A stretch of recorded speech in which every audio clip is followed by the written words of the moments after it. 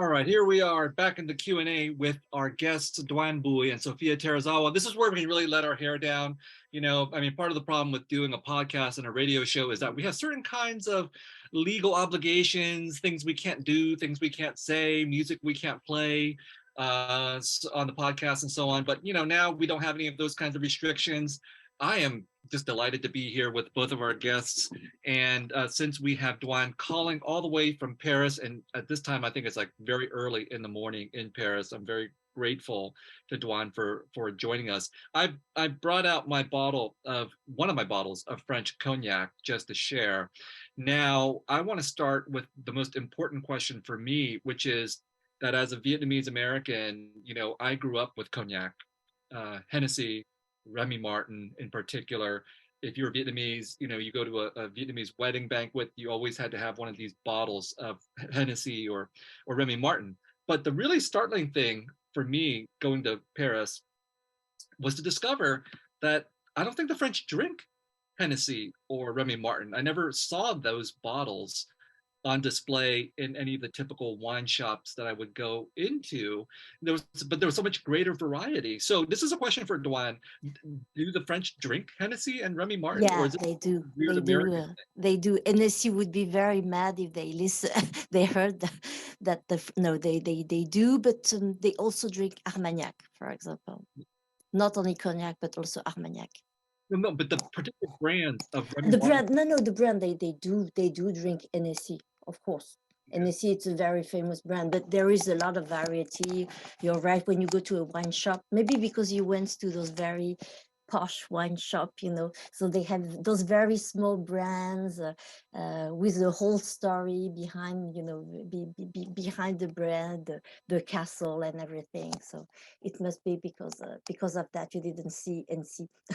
Well, of course. So, you know, but if I were to go to an American supermarket, about the only kinds of cognac that they would have would be Remy Martin and Hennessy, or Courvoisier. These are the three big Courvoisier, brands. yeah. Courvoisier. I was surprised to see it was so famous in the United States because I think it was because of the hip hop community. Yeah, Courvoisier, we saw that a lot in the video clips, and the French brands were very happy because then it became very trendy, to buy Courvoisier, which was too expensive anyway.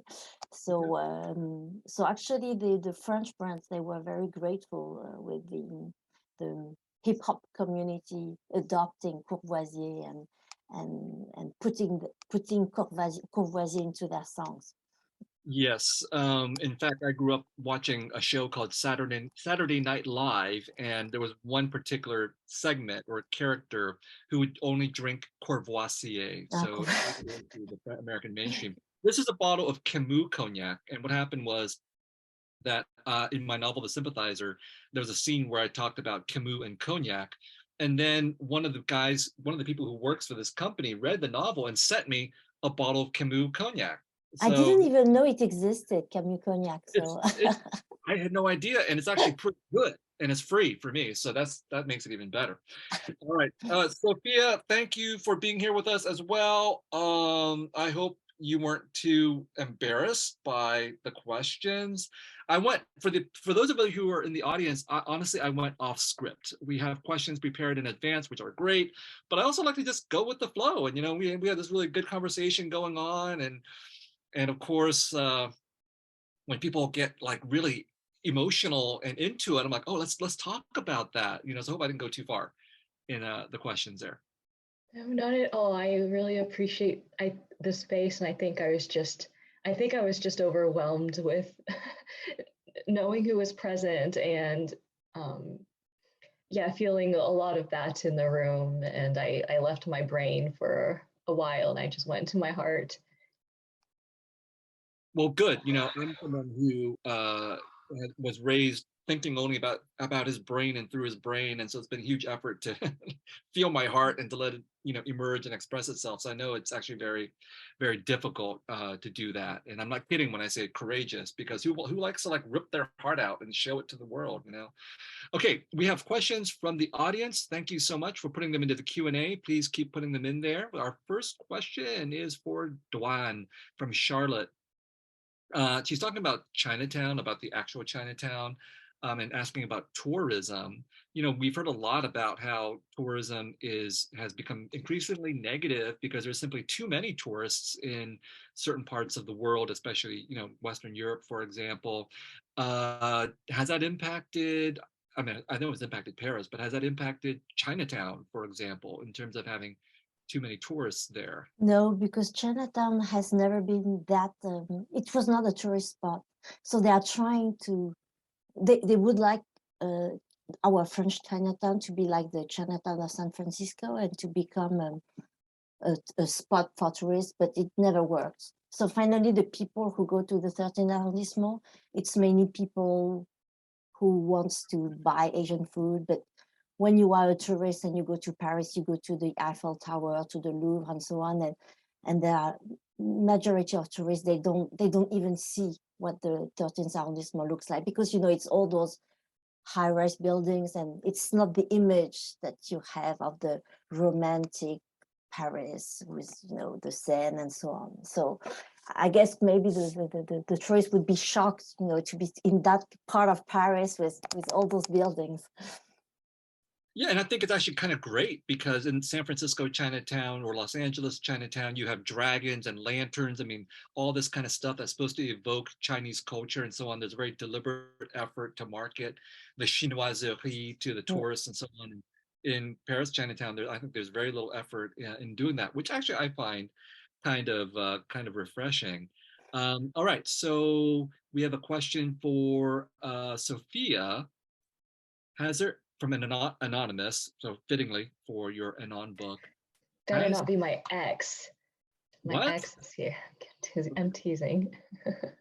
Has there ever been pressure from outsiders to stray further from one side of your culture or lean into the other? And let me just say that's like either or question, but actually we've been talking about sort of like a tripartite cultural experience for you, being Japanese, Vietnamese, and American. So even the binary of one side or the other doesn't quite work.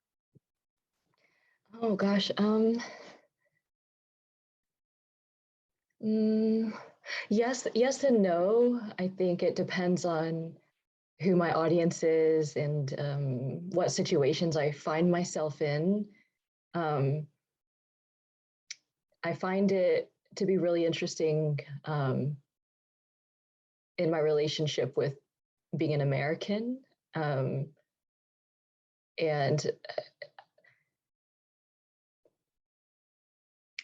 I think it comes from within, perhaps, not so much from what people project onto me. I feel oftentimes if I'm writing a poem, I don't think, okay, is this a Vietnamese poem or is this a Japanese poem or is this an American poem? But I am very aware of how I might be read as someone who's trying to write about a Vietnam that I'm not close to.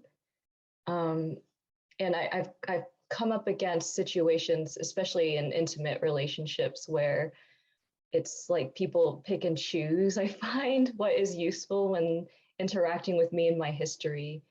But I really have to think about this question. Maybe I'm hung up on the anonymous aspect of it, the anonymous asker of the question. Because I feel like my identity has been used against me in particular ways. Right. I mean, okay. So first of all, just for the sake of the audience, like, can you describe like where you grew up? Because we never got to that in the actual interview. Where did you grow up? I grew up in Dallas, Texas. I've been there. I actually like Dallas, Texas. You know, surprisingly, but I was only there for a day. If I was there for like a week, maybe I wouldn't like it. And where are the expectations coming from? If there are expectations, are they coming from the Vietnamese American community or the Japanese American community or the Dallas or American community as a whole? I'm not sure. I think for me,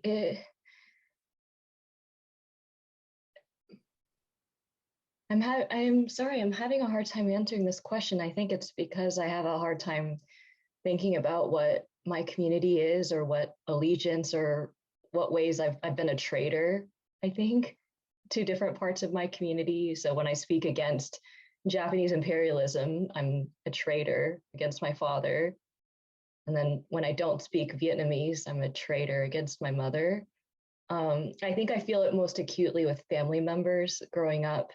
I have lots of memories of going to aunties' houses on my mom's side and being treated. I think Toni Morrison talks about it in her novels a lot, especially The Bluest Eye, being treated as a token in some way because, oh, look, my mom married a Japanese man, not a Vietnamese man. And so her daughter is like, oh, look how Japanese she is. And there was a sense of not a fetishization, but there was a sense that I could clearly see the history of where I stood in that. And I was an outsider in that regard. But then on the Japanese side, I always felt really angry about the inability to face a specific kind of violence that I saw very clearly. But who was I to talk about it? Because I wasn't fully Japanese. So I'm never treated as that's why it's hard for me to answer this question, because I don't consider myself a patriot in any manner of that regard. Yeah, and I think I just see a lot of combinations of people out there now that defy sort of just like traditional expectations. So you're Japanese, Vietnamese, for example, and now there's all kinds of interethnic, interracial marriages. So I'm not saying that all of their progeny will have the same kind of experience that you're having, but there's so many different combinations that it's going to be really hard to predict where people align and how they identify themselves. Doan, I'm wondering from your perspective, if you've listened to Sophia and what she's been describing, is what she's describing in terms of sort of mixed identities and allegiances and feeling different pressures from different communities. Is that something that exists in France? Yeah, it's very moving to hear your words, Sophia, because I think this experience of feeling like a traitor, it's something that really we grow up with this, we grow up with being a traitor. Just the fact that, for example, I forgot my mother tongue, and I arrived in school, I was 3, and then and I can still remember, when I was starting to learn to speak, I was looking for my words in French and I couldn't speak French. And now it's the reverse. I can't find my words in Vietnamese. Just this, I think it's the biggest treasure. I don't know, trahison. Yeah, treasure, because you can't even speak the language of your father and your mother, and they would always say we are ashamed because you can't talk this language and you live with this shame. You also reject it because afterwards you are teenagers and you don't want to listen to your parents when they say you should speak Vietnamese, so you speak French, so to show that you're different. And afterwards you feel bad because you didn't listen to your parents. So you always have to live with that. And especially in my case, French is the language of the land who colonized Vietnam, and it's right now it's my language. It's the language. I read books. I only read French literature, so mostly French literature or foreign literature, but in French. I write in French, so all my emotions I have to express them with this language, and this language is the language of the country which colonized the country of my ancestors, so of my parents. So actually being a traitor, it's really deep inside my identity, not only my identity, but I guess a lot of people in the diaspora, because we are always struggling with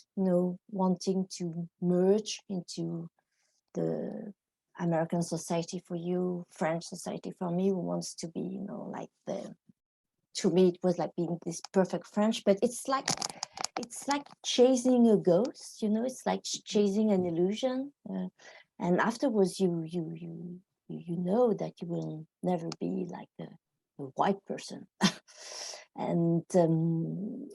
And also when you go to Vietnam, you can't speak Vietnamese, and you also Viet Kieu, so you don't sound Vietnamese even if you try to speak Vietnamese. So you are also a traitor for Vietnamese people. And actually, they would call you. I remember just 10 years ago, they would call you traitors when you were Viet Kieu anyway. So finally, you have to live with that, being a traitor in France with your family and also in Vietnam. So it's a weird feeling, being a traitor. Oh. It's a weird feeling, but it's also very productive when you're a writer to feel agonized by that question. Like I just wrote this memoir, and a lot of it has to deal with treachery. When you tell family stories, as Sophia is talking about, at least orally, right? Are you betraying your family and your community by telling these particular kinds of stories? Let me see. We have a question from Julian in the audience. This is for Doan. My mom, says Julian, lived in the 13th for a long time, so I know it well. When I was back 2 months ago, I found that the 13th has been somewhat gentrified, more higher-end restaurants, very clean streets. Is that your impression too? Yeah, exactly. It's funny because finally what the promoters wanted in the 70s, having people, like teachers and white people, finally it happened because Paris has become so expensive. Then a lot of people right now are coming to the 13th arrondissement. And there is also one famous inhabitant of the 13th arrondissement, which is Michel Houellebecq, the French novelist. And he's kind of he's a novelist. He's like, I don't know, he likes the old France, the old white France. But there is an exception, and he likes the 13th arrondissement. Quite a character, yes. I've heard he lives there, and I heard he also has an Asian wife. I'm not sure if that's true or not. Yeah, he has a Chinese wife. Yeah, and he's sort of like very eccentric and all of that. Also, in terms of gentrification, my publisher is actually located in the 13th arrondissement at Place d'Italie. So, I mean, there's other things that are happening besides Chinese and Vietnamese culture there. Hey, we're going to end with a final question, also from anonymous attendee. I have no idea if it's the same anonymous, could be a different person, who knows. But I just want to also say thank the audience for sticking with us through the Q&A as well. It's also one of the most fun parts of the evening for me because I get to drink this delicious Camus cognac. But anonymous attendee asks, is there a certain expectation from others for you to write about Asian culture? And how do you feel about it? Sophia, why don't you answer that question first?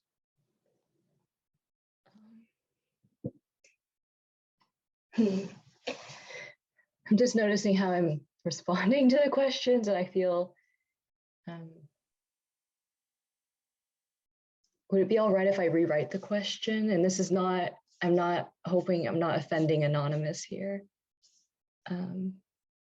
But I think for me, I can't think in terms of pressure or expectations, because just thinking about treachery, it's really suffocating to even be faced with that question. I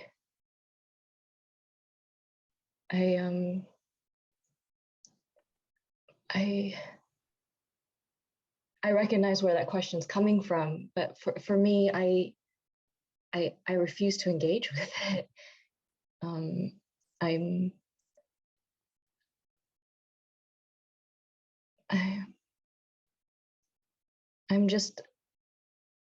just writing what is true.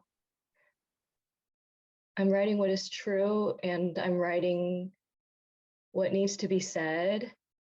And I'm writing about justice, and I'm writing about injustices, and I'm writing for my friends, and I'm writing for the people who love me. They don't have expectations for me. Very good. Gwen, what do you think of that question?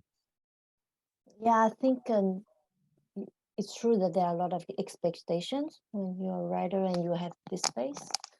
For example, I remember when I published my memoir, usually a lot of people would say I would be considered as littérature francophone, like French was not my first language, like I was like the writers from IT.